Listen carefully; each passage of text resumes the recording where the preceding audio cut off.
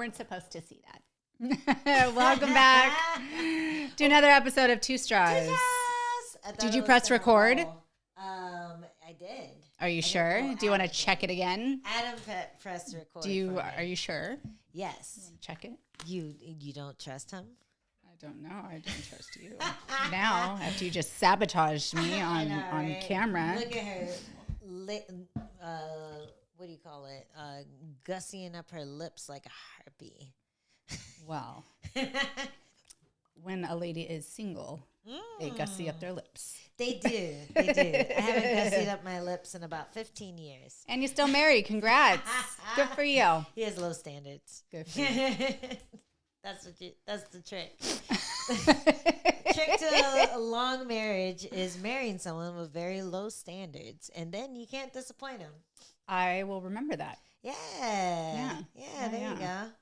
Learn something new every day. Hey, well, that's what I'm here to do. I'm like a love guru, right? No, it's funny. Every time we have an anniversary, as me and Adam, my husband's 15-year anniversary, we really just got married because of like the fact that he wasn't American. Like if he was from like Alabama or some shit, then we wouldn't have gotten married so soon. But because he was from Scotland, we got married pretty quickly. And I was like, we can get married as long as you pay for the divorce when it doesn't work out. Did you write that on a napkin at a bar? I did. I did. It's actually on a loose leaf piece of paper. You know, the lines with the holes in it? The paper with the lines and the holes. I wrote down a prenup on that. Smart girl. Hey. Your mom didn't raise a fool. She didn't. She did not. I knew he was after me for my money that I didn't have yet. He saw your potential, and look at you now. He did. Diamond in the rough. Diamond in the rough. That's what he sounded like back then. But yeah, and then we just ended up lasting a long time. Just happened to like really like each other. And it's funny because every time we have an anniversary, people are like, "Oh, congrats!" And I'm like, is this something to be proud of? I think it's a huge accomplishment. I like the more I talk to like people who have been in long-term relationships and like it didn't work out, then the more I'm like, okay, we definitely have something really special. But it's still kind of funny to be congratulated on it. It's like having a birthday after the age of like 21. You're just like, don't congratulate me on that. Yeah, all the cool stuff already happened. Yeah, like I'm not really getting cool presents anymore. I don't get birthday parties with clowns. Like it's not fun to get older anymore. So everything else is just kind of like a diss birthday. Like, oh, congrats, you're over the hill. Yeah. Oh, congrats, you're a senior citizen. You can get the early bird special. Oh, congrats, you're not dead yet. Good for you. It's always a slap in the face, but I am happy that people are stoked for us. And, yeah, I think it's incredible. Yeah, it's pretty cool. So we just celebrated our 15 year. We didn't do anything special, but we went to DC to visit some family, and then we came back and it was New Year's. So yeah, that's pretty much my updated list of events since we last checked in with back in our post-Christmas celebration. Post-Christmas, well, not celebration, interview. First, well, we were celebrating our first interview of That's the a podcast. cause for celebration. I was celebrating that after we hung up. Beck had already celebrated. She's a champ. She already celebrated the night before, and she is such a champ for showing up. She is so excited. She was so excited to be our first guest that she drank herself into a severe hangover. Yes. She's like, more margaritas for 2 straws. And she kept like laying these subtle hints like how bad she felt. I was like, listen, girl, you're going to rally, right? You better get your shit together. Like, listen, honey. Should have called her and given that pep talk, the party pep talk. I told her, I was like, listen, you need to have yourself another margarita. As a youngin', I started going to Lake Havasu, which we call the river. Oh. I started going there when I was like 15, 16. Which we established was not a river. It was a lake. It's a lake. I think it has like no, it's a lake. There might be a channel or two within the lake. Exactly. That makes it a river. Yes. Believe it or not, there's also something that they call London Bridge. Oh. And people party and, throw beads and get beads for showing their boobies on London Bridge. Yes. Oh, nice. It's a very sophisticated soiree. Is there actually a bridge there, or is it just Yeah, there's a bridge. That's impressive. It's small, but it's there. It's nice. Technically a bridge. Nice. But I learned very young that hair of the dog is the best way to cure a hangover. And I tried to encourage her, as I do you and Adam, every time you're hungover, complaining and griping the next day. And wishing we were dead. Like, it happens really often. I know, and I tell you every time, and they never do it. We're usually with you when we have a hangover. You're just like, with your fucking light beer. Yes. Your Peroni. Yes. Like, I learned at a very young age that is the way to carry on. It's the only thing that'll even you out. It's true. It's worked usually for me, but then I feel bad trying to force Adam to do the same thing. He would rather just gripe and moan and complain. Yeah, it's a Scottish thing. I think that's. I think it's a cultural kind of. Just give me a reason. Yeah. To gripe and complain. You know what? I had some complaining to do before I was hungover, and now's a great time to do it. I've been saving up. Yeah, exactly. I wrote them down. Mm-hmm. Let me tell you the ways that I'm unhappy. I don't want to hear your solutions. No. I only want problems. Yeah, just listen to my problems. Don't give me solutions. Mm-mm. So it does help. It does help. And Beck did not have any of the hair of the dog before we talked to her. No. But she manned up. And I am really happy that her son was there. Because he put her together. Yeah. Like, he was like, Mom, listen, you got to put this on, put these shades on, put this shirt on. She was just going to show up in a onesie, I feel like. She was going to show up in straight pajamas, but she was like COVID dressed for like a Zoom meeting. So like everything from the top looked in order. The only thing that they was an oversight was the camera angle. It was a little bit low so you could see her pajama bottoms. Yeah, I loved it. I loved her little butt cheeks. Little butt cheeks and they're the sassy little things, They're you know? so cute. They are. Yeah, little sachet shorts. They remind me of like Muay Thai shorts when they roll them up. Oh, yeah. It's Exactly what they were. Same vibes. Satiny. Yeah, yeah, I liked it. So make sure to check that out. It's on our YouTube page and our what's it called? Instagram. Fightpass. And our Fightpass, the interview with Beck. Oh, yes. Yes, make sure to check that out. Good plug. Yes, go look at it. And then next week, we have another fun guest. We are rolling with the guest, thanks to Jessica Penny, hooking it up, making all the connections. Miss Networker official. Yes. Yes. I mean, those are the only two I have, so you're up next. Oh, God. I'm just kidding. I have a list. Oh, okay, cool. I have a list. Yeah, give me some time. I have to build up the confidence. Yeah, I have a list. calling on all favors. But tell them who's up next week. Lorenzo Hunt, badass BKFC bare knuckle man himself, the Juggernaut. Yeah, is, champ. Yes, coming on Two Straws. Yeah, I'm so excited. I can't wait to ask him about the tomato thing. Oh, he's got a story. I've heard this story. I'm really excited about it. He's a great storyteller. He has great personality, very well spoken. And just a really gentle human being for being such a savage. Yes. It was very shocking to me. Aw. I feel like that's a common trait amongst people who just seem unreal when you meet them and I guess when they're not in fight mode, they're very gentle. Yes. Like the most savage person that I've trained with consistently is probably Jeremy Stevens. Oh my God. And he is the most gentle soul, the most motivational, just get behind you 100%, super loyal person that I've ever met. He is like the person you want in the gym during fight camp. He's the person you want in your corner. Yeah. He's the person you want at like any family event. He is like, he's like team captain. He is. I would have him at my baby shower, just like leading all the games. I'd have him there while I was giving birth so he could coach me through it. And then when the baby popped out, he'd grab it so gently but securely. He would never drop it. Keep it so safe. Pull it out. Not in a creepy way. No, he's just one of those solid stand-up dudes. He is. It was, I think I've said this before to you or at some point, but it was really nice being in Salt Lake City, cornering back. And then he was also fighting on the same card, making his bare knuckle boxing debut, which he killed it, won by TKO.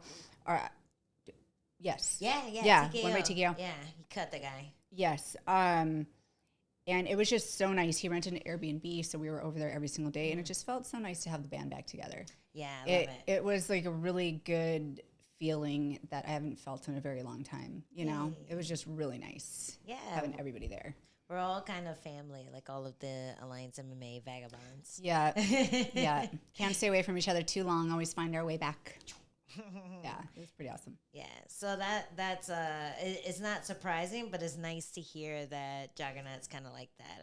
I'm really excited to talk to him for the first time because I've had him saved in my pre-fight motivational highlights for a long time. Just his knockouts, his demeanor going into the ring, just the not give a fuckness that he has. Like that's the type of thing that I would love to channel and just embrace going into a fight, and he's able to do that every time he steps up there. Mm-hmm. It's really cool. Yeah, I'm really excited to be there. I am lucky enough to be able to be in Miami for that card, or it's not in Miami. It's in South Florida. Right, oh, okay. So it's in South Florida. So close. Yeah. same but different. Miami is in the south of Florida. Yeah, I mean it counts. But I'm really excited to be there live for that fight. It'll be the first time that I've been that I will be at a bare knuckle boxing fight where I'm not cornering. Okay. And I just get to go watch and support. I'm a little bit nervous because there is some intense energy in there, and it's not like MMA energy. Like if you've been to an MMA event, there's it's a really awesome heightened energy, and it is really cool to be inside of the arena during that, but it's kind of different in bare knuckle boxing, and I don't think it necessarily translates through the TV. Is it similar to boxing, or no? It's just different. There's like this because I feel like I'm just aware of the brutality of it. Yeah. And you can hear the sounds, and they're different than MMA sounds. They're really different. And there's and crunches. Yeah, and splashes. And it's absolutely brutal. I've said this before, and I have no desire to ever do it, but I respect it. I admire the athletes that do it. I feel like if you're doing bare knuckle boxing, like you're built differently. Mm-hmm. So I'm excited to see it just as a spectator. So what are you going to wear? Probably something black. Oh, cute. Yeah. Hopefully I'll be out of my boots so I can wear somewhat cute shoes instead of my freaking Hokas with really hard inserts so I don't re-injure myselve again. Oh my God. Please stay away from your stripper heels that you usually wear when you go out. Like, I'm not. Those things. I've borrowed them. I have worn shoes that are similar, and I swear to God, every time I'm wearing them, I feel like I'm just staring down at a cliff that I'm gonna eventually fall off. I feel like I'm gonna have to do physical therapy. I started physical therapy for my foot, just getting some stuff because my arch is really tight. My foot has lost some mobility. My calf is atrophied, like all sorts of things. I've been able to keep pretty strong and lift, but there are just certain things that muscles that have not been able to, trigger. Yeah. Without the MMA stuff. Yeah. So I feel like I'm going to have to go through some solid physical therapy to wear girl shoes again. Oh, like, seriously. You're back to the bottom like the rest of us. Like the rest of us female fighters who can't walk in heels. little baby giraffes, baby deers. So cute. It's like the drunk girls in Las Vegas. You ever see them like walking? There's a video on YouTube. It's absolutely hilarious. I'm sure it's circulated onto Instagram by now, but there's a song. The walk of shame kind of video? No, it's like a drunk girl walking. They made a song about this. I have to find it and I have to post it on my story. But it's hilarious because it just shows all the different types of drunk girls in Vegas. There's like the girls that don't know how to walk in heels. There's the girl that hold their heels because they're too drunk. Okay. There's the girl crying on the corner because, you know, something happened at the club. Yeah. There's all sorts of like different versions of these like girls in Vegas, these drunk girl walking. And it's a really funny video. I love it. I'm definitely the first to. Like, I'll wobble until I give up, and I'm okay with that. I'm okay with walking around barefoot. I will wear those shoes. I'm not taking them off. I'm conditioned to be barefoot in public. So I am conditioned to wear heels through the pain. Through the pain.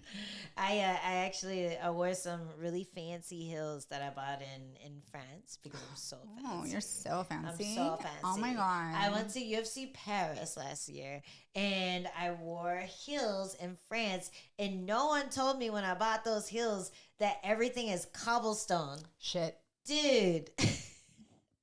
I can imagine. I almost died.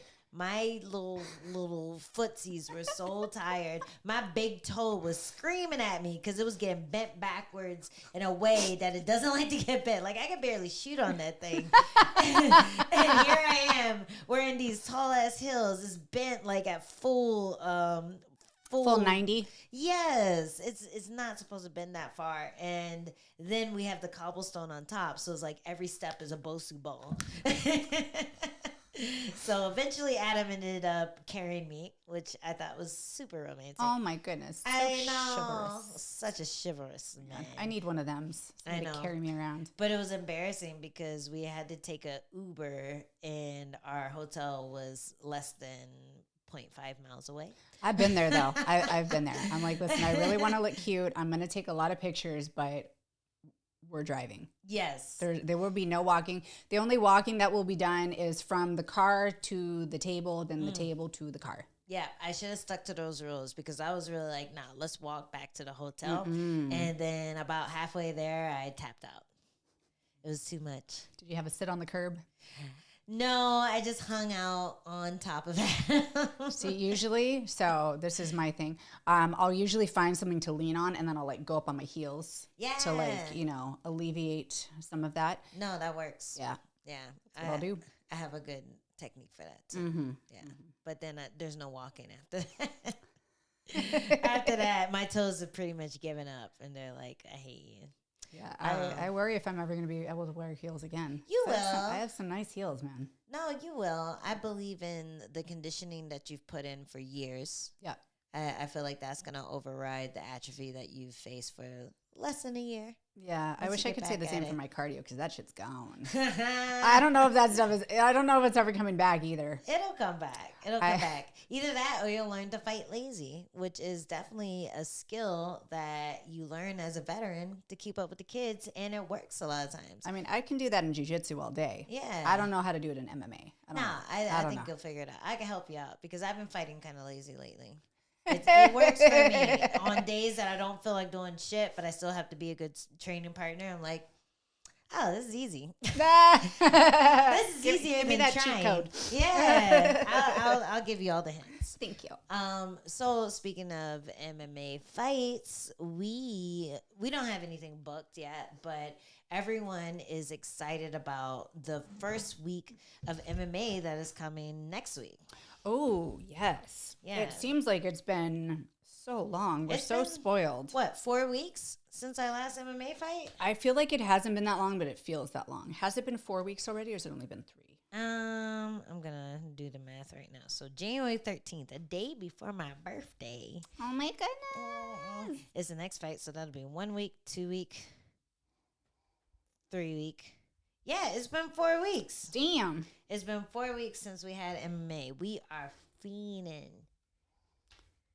Maybe that's why I was itching earlier. Yeah. We need a hit. Like, what are you talking about? I'm fine. I need to see blood. Bloodshed. You know what? I miss it. You know what I miss most? I miss punching people. I miss making them. Yeah. It's like, I fucking miss it. It's such a fun feeling to feel someone give up in your hands. Oh, it's amazing. So I can't wait.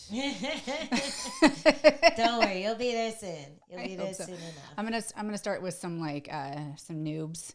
Yeah, there you go. Just go pick on some. Be careful though; they might like accidentally break your foot trying to defend it. I'm not kidding you. I've gotten like some serious injuries from like white belts, blue belts, because they're like super enthusiastic, because they like know some stuff and they're not like white belts anymore. Yeah, they're like, I'm gonna try this flying armbar. It's like, no, you're just Dude, I kicking had me in the head. A new blue belt chipped my freaking tooth. Oh no! I was like, I remember we always talk about the female nut shot, and I am a firm believer of the fact that the female nut shot is nowhere as debilitating and shouldn't be a foul compared to the male nut shot.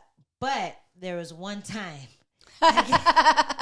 There was one time I needed a second, and I was training with this girl. I've been training for like maybe 5-6 years in Muay Thai, and I was training with this girl, and I was trying to show her how to throw a knee and clinch, and I was like, okay, we got the over under, and now you're just gonna bring that knee up, and she went dook. right up in the lady business. Right in the part that's never been hit. like no one's hit that part. I'm like, what in the world? Oh, and I felt like I needed a second just so I didn't hurt her. Yeah, yeah, I feel that.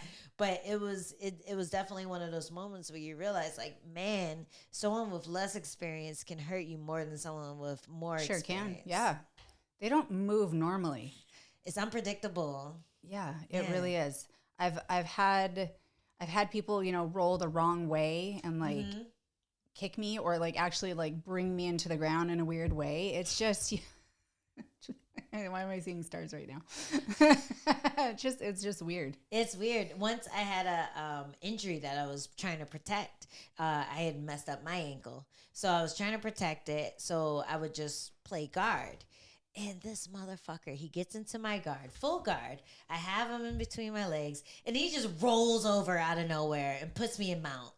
Like, I'm mounted on him, and my fucked up ankle is just broken even more. And I'm just like, get off of me.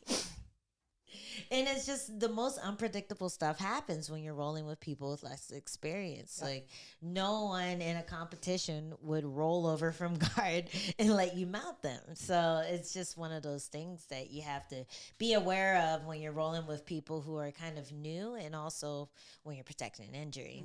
So be careful with them. Beat them up, but choose them wisely. No, I've gotten so many like injuries over the years that I'm pretty strict with who I train with. Yeah. Like it's very much trust based. Yeah. And it's not like I'm not going to get hurt, but I just need to know that the person is technically sound enough. I know their temperature as a human. That there's a lot of trust involved when I pick a training partner. Yeah, good. That's just how it has to be. And guys, if you're starting to train, or if you are getting back into it, you used to train, just heed these words. Like, be careful who you train with. Think about size, think about experience, think about like how many people has that person injured in the gym, and be picky. Like, you have the right to be picky. No one's going to bully you into training with someone if you don't want to. So just be safe out there. I know 100%. Everyone has their New Year's resolutions right now to get back at it. So this is probably the biggest injury time of the year. I know. It like starts going up, and then like right around March, I feel like it just plummets. Yeah. For our old gym, my old Muay Thai gym, it would be like mid-February. But like as soon as you hit that January mark and you're like, okay, I did it. I'm good. I don't think I need another month. Enough of that. Yeah. Oh, do you have any resolutions this year? No, I'm just trying to get healed. That's a resolution. Yeah. You're like, shut up. I definitely, who was I just talking to? I want to travel to like Italy and Paris. Ooh. Yeah, they're my bucket list. Discover your roots? Yes. Are you like French and Italian? So I am from Northern Italian, or Northern Italy. Northern Italian. My family's from Northern Italy, and so it's close enough to France where I feel like we may have some crossover. Okay. You know, just the people up in that area are like fairer skin. They have like very specific bone structure, hair colors, and all that kind of stuff. So I feel like there is some kind of French ancestry in there. Yeah. You have a French face. Oh, do I? Yeah, I can see you with a long cigarette. One of those big hats just judging me. Stupid American. You know, I can see you saying that. Yeah, but I'm excited. There's Nice. I have family members who have gone to the village where my family's from in northern Italy and like seen our names up there, like, you know, one of the founding families up there. That would be pretty cool. That'd be awesome. But that's a goal. I don't know if that's a resolution, but it's definitely what I want to do by the end of next year. Ooh, do or it. this year. Yeah. Do it. Yeah. Don't get stopped by anything. I don't think I will. Yeah. Like, there's a better way to say that. But I get what you're saying. yeah, do it. That's awesome. I think for me, I've been focusing a lot on like the mental side of stuff, which you've been doing for a long time. It's the only thing that I've been able to do. Yeah. And by God, it helps. Yes. I think it's a really important part that a lot of fighters don't embrace until maybe it's too late. So I've been getting into that, and I think that's where most of my resolutions kind of reside, is really doing the brain training and making sure that I'm doing all the work that you have to do when it comes to being in the moment and entering that flow state and just being kind of zen with yourself and where you've gotten to and like where you are right now. And so that part has been, I guess maybe the hardest part of last year is just getting started with that. But now I feel like I have a good flow. So just continuing that and continuing to push the boundaries to get it even more zen and meditate longer and don't skip days of my journal and stuff like that. That's going to help me get to that next level with the brain stuff, because challenge. You have to develop hard. New habits. I mean, you know, how many years have you been doing a certain thing a certain way? Yeah. It takes, you know, even more time to create new healthy habits. My biggest challenge has been positive self-talk and like really interrupting those negative, unnecessary, unproductive, like internal conversations. That's been the hardest thing for me. Yeah, had a lot of practice. Yeah, a lot of practice tearing myself down. Same. And it's like people get on the internet and they think they can be harsh towards us, but it's like, no, we're our worst enemies. Like, we are our worst internet trolls. Oh yeah. And we have a direct line to the brain. So anytime you mess up a technique, anytime you mess up in training or in competition, that negative talk has a really big opening to jump in there and just burrow down and stay there for a long time. And so, yeah, that's been a big one for me too with the brain training, is just taking away that negative talk, spinning it and using whatever criticism I have of myself in a positive way instead of just saying, shit, you suck, you know.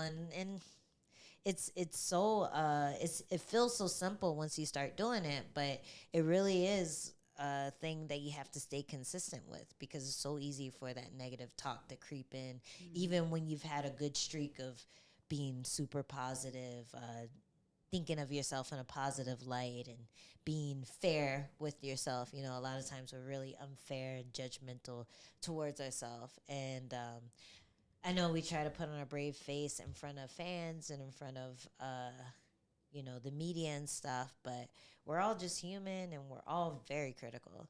It's such, we put ourselves in such a vulnerable state, like, you know, putting ourselves out there in a cage in front of fans. And I mean, we're putting ourselves out there in the most vulnerable way we possibly can. So it's, yeah, no matter how trained I think fighters are, like some of that stuff still gets through.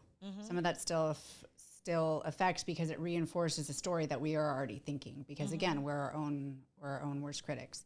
And so if we think it and then somebody says something, it just like affirms that story. Yeah.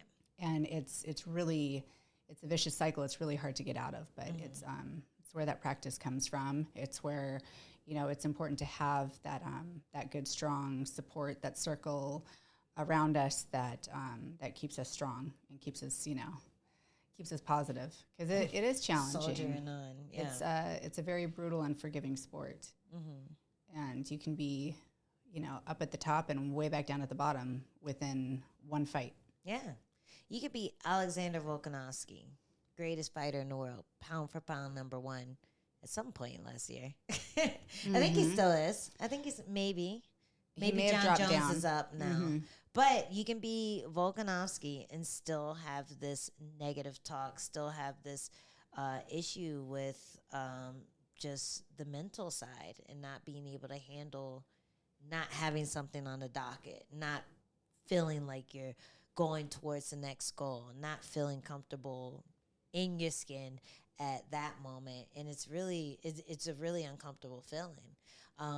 So it doesn't matter whether you've hit all your goals that you wanted or whether you've failed some, whether you're working your way up to the top. It's just this thing that's consistent. And if we don't focus on it, then you're never going to get over that hump. And that's something I had to learn last year after 28 fights in the UFC. So hopefully I can convince somebody who is just getting started out to start focusing on that side as well. And you'll be even more prepared once you get to the big show, if you ever do.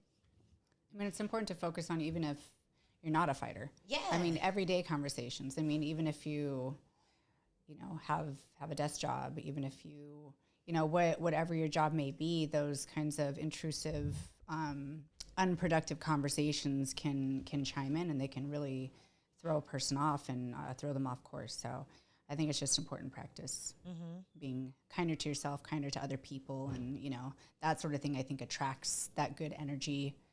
Give it out, receive it, and just keep going with it. Yeah, I think that's why I like the holidays, because people are a little more open to being kind, I feel like. Depending. Except for if you go to the mall. Yeah, depending. I've seen some shit at the mall. Yeah, like stay away from Black Friday and stay away from Boxing Day deals and stuff like that. Christmas Eve. Just stay home during December. Just stay home. As soon as Thanksgiving's over, just stay home. But I do feel like certain places you go, like if you're walking around the park or if you're at the grocery store and it's not crowded, then people are a little more nice, a little more friendly. And I wish people were just like that all year round, because you need that. Like, I don't know. It like I got kind of mushy over the holidays too, because I saw some family, but it's like, I gotta appreciate what I got. Absolutely. Because you don't know how long you'll have it. Yeah. I think it's absolutely important to focus on gratitude. Yeah. But anyway, let's move it on to something a little lighter. Yes. These fights coming up on January 13th. We have some it's not really making a huge deal, but Ankalaev versus Johnny Walker. I mean, that's definitely a title contention. Yeah, for sure. Johnny Walker is such a fun guy. And I love watching him fight. I love that in his last fight, he did like the little joke thing where, not his last, yeah. Was it his last fight? Where he did the little joke thing and, it was versus Ankalaev. He pretended to get hurt and then he threw the jump knee. Yes. That was so funny to me, but then, they kind of messed it up. They kind of ruined that whole moment. But I'm loving that this fight got rebooked. It's going to be happening on January 13th, the day after my birthday. And yeah, it seems like a good opening fight to the 2024 UFC year. Yeah, and then next up after that, we have the much anticipated Strickland versus Duplessis.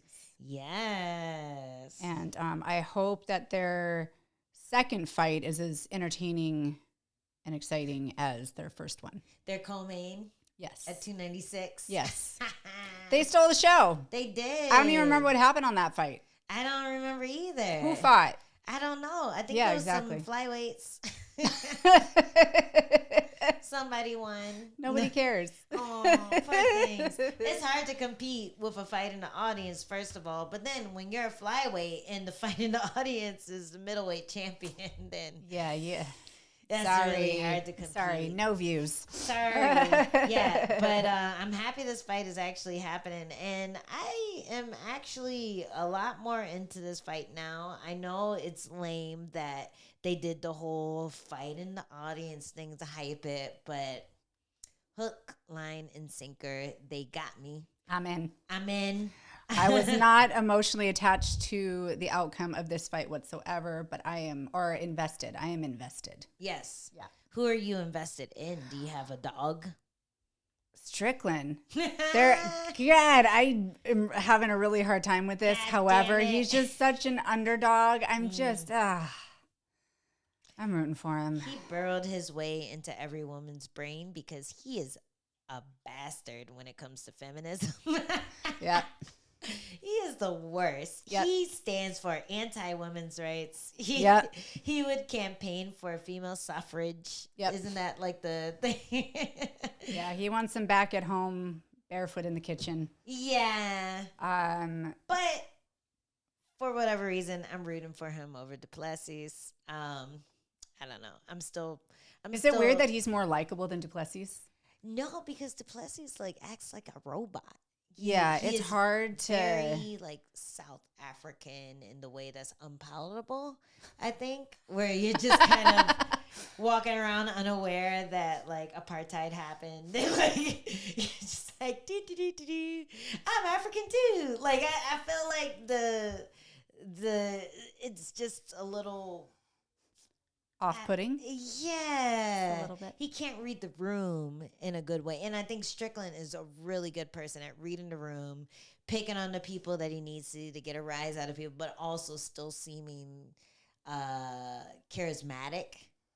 I appreciate his, in whatever form it comes out of his mouth, but I appreciate just his like honesty. Yes. I appreciate his, he is very genuinely, authentically him all the time. And I mean, whether I agree or disagree, I can respect and appreciate it. Yeah, I think if he was talking to me, you, some random bum on the street, Dana White, he would say the same thing to all of us. Mm-hmm. If it was just a singular conversation, he would say the same exact thing to all of us. Yeah. Like he doesn't change his speech depending on who he's talking to. He's just kind of like, I wear it on my sleeve. I tell it like it is, in a real sense, not in a way that's trying to, I don't know, get people on his side and pretend that he's like that. Mm-hmm. I don't know. It is. There is like a lot to enjoy about his candor and the way that he's able to talk his way into these situations and just be himself, and people don't hate him for it. You know, like there's something to be said about that. Yeah. So I'm excited for this fight that I didn't think I was going to be excited for. I think they did a great job of just the poking and prodding of each other, and then the audience fight. I love that the fact that he moved Gilbert Burns' kids out of the way before he fought this guy. Like, it shows you there's a heart in this man. This man that is just like, I hate this and that. There's a heart inside of him. He has common sense. He's not a dick. He's not gonna endanger the lives of innocents just for a media thing, like just for some play on MMA media or whatever type to fight. So I'm digging it, and I'm excited to see who wins. And I too am rooting for Strickland. Believe it or not. Nope. If my new favorite fighter, as Jess says. Stop it. Oh my God. He also he just was on the Theo Von podcast. Oh. And he got really vulnerable, and I also really appreciated that. I heard about that. So is anyone giving him a little bit of shit for that? I think getting vulnerable. I know some people are like trying to call him hypocrites. Yeah, I think that's what Plessis was was coming. Oh, did out he? With. Yeah. What did he say? I think he said just that. Oh, that no, it doesn't change his opinion on him. It's just that he's a hypocrite and blah blah blah. Yeah, because he probably went on. He was probably explaining the thing that Plessis said. Didn't he say in a press conference, "Oh, you got touched when you were a kid"? I think there was something like that. Yeah. Yeah, and Strickland was like, "That's all you come up with." Again, not reading the room. Come on, man, do better. You're making your country look bad. Come on. Yeah, I mean that was on the same. That was in the same time frame as we had Mr. Chaos, Colby Covington, talking about. Oh man. Yeah. Talking about dead parents. Come on. Yeah, that I hate that. And again, we're out there. We know that you can throw anything at us, and we're gonna have to take it with stride because it's not like there's a law against it. But at the same time, it's not just the fighter that you have to deal with, but it's the fan base. People are not going to get behind you if you're talking about someone's dead dad. It's hard. That's a hard sell. It's a hard sell. I think if any Colby fans were on the fence about whether they still liked him or not, that might have pushed them off, especially if they have a dead dad, which a lot of people have dead dads. It's not uncommon. It's not uncommon for your dad to be dead. So for Colby to lash out at him for that, like, it's just untasteful. It leaves a sour taste in your mouth towards that fighter because you're like, this guy is playing dirty. He's not talking about his skill. He's not talking about the man himself. Even if you were to do like a Strickland thing and talk about the guy's wife, there was a reason for that. It was funny. It was a way to kind of take his eye off the ball without really digging into it. Like, he's not talking about her looks. He's not talking about anything aside from the fact that this joke thing was out there and he's making fun of that. Mm-hmm. So I feel like that is in a different category from dead parents. You know, it's because a lot of people are trying to compare the two, and I think no, there's nothing to compare. Yeah, like it's very different. And Colby, his delivery is awful. So if there was a way to make dead dad tasteful, Colby Covington is not the one to pull it off. No. Who would be the one to pull that off? I feel like maybe Conor McGregor. Probably. Because he says it with a stupid accent. He's like, your father's dead.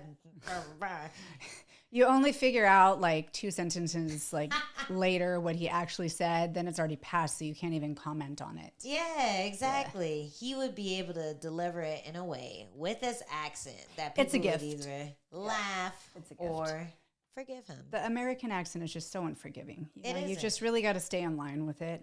Anybody else with an accent can get away with a little bit more. Yeah. Could you imagine if Colby Covington threw a woman off a yacht?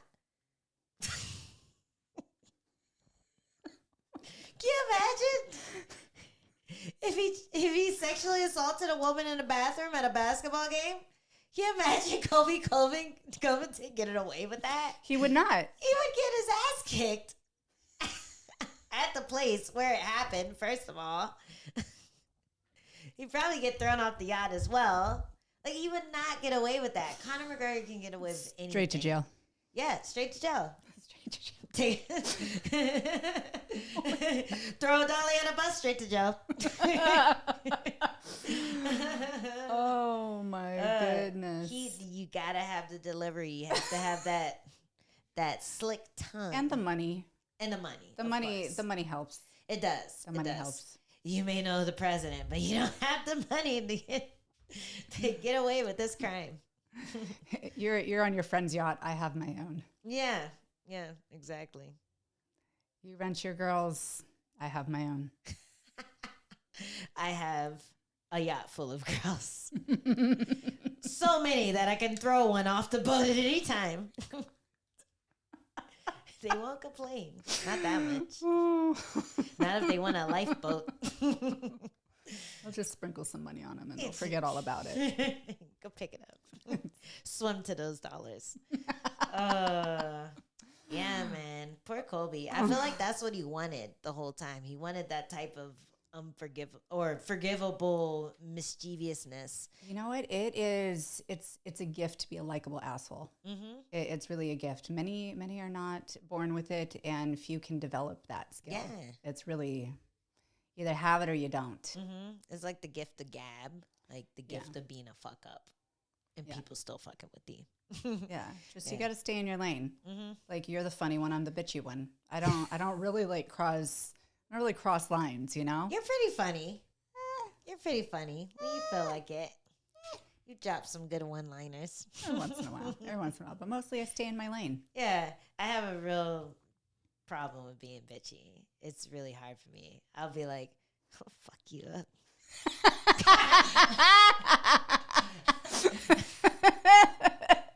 I'll be like, "Your dad died." I'll see your dad in hell. Like, wait, what? I'm confused. Are you trying to be mean? It's really hard for me. I need like RBF lessons. See, that's another thing that you're either born with or you're not. Sorry, girl. I'm just like tired when I try to like. Oh man. Yeah, and then there's me who gives it to everyone, even like small children. Yeah, you'll be like throws it at everyone. I can't help it. You'll be on a roller coaster ride, loving it. It's not your fault. You're just born with it. Can't help it. Oh man. Yeah. Well, we should talk about UFC 300 and the potential matchups, but you're gonna have to have some exclusive permission to do so. Better go subscribe. That could be your New Year's resolution, to subscribe and stop being cheap. On See UFC you later.